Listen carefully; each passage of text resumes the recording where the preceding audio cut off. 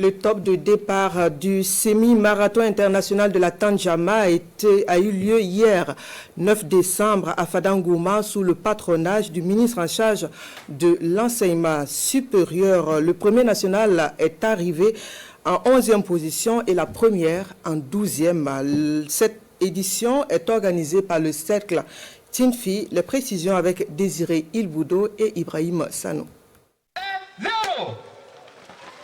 C'est parti pour la première édition du semi-marathon de la Tandjama. Sur un circuit de 21 km à l'intérieur de la ville de Fadangourma, le Kenyan Paul Kipsiele coach s'impose en 1 heure 8 minutes.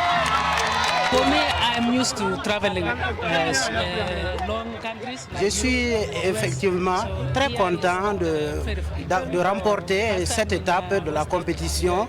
C'est vrai que c'est une première ici au Burkina Faso. J'ai l'habitude de remporter ce genre de compétition ailleurs. Chez les dames, le Bénin s'est fait respecter.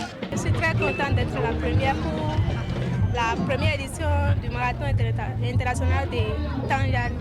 Je viens du Bénin, donc je suis au Burkina ici, ça fait déjà près de 3 semaines. Le premier national vient en 11e position et la première nationale en 12e.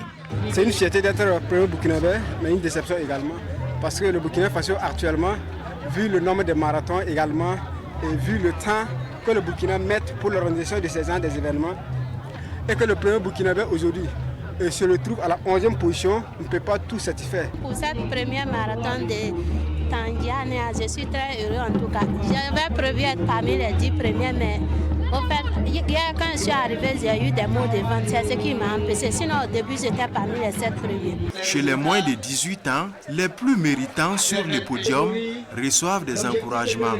Un pari réussi selon les initiateurs. La dernière activité d'envergure dans cette région date de 2013, depuis le Tour du Faso.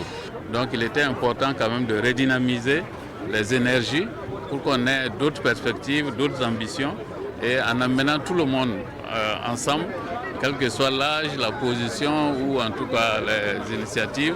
Au-delà de l'événement sportif et culturel, c'est un signal très fort en termes de résilience pour la région et pour le pays dans son ensemble.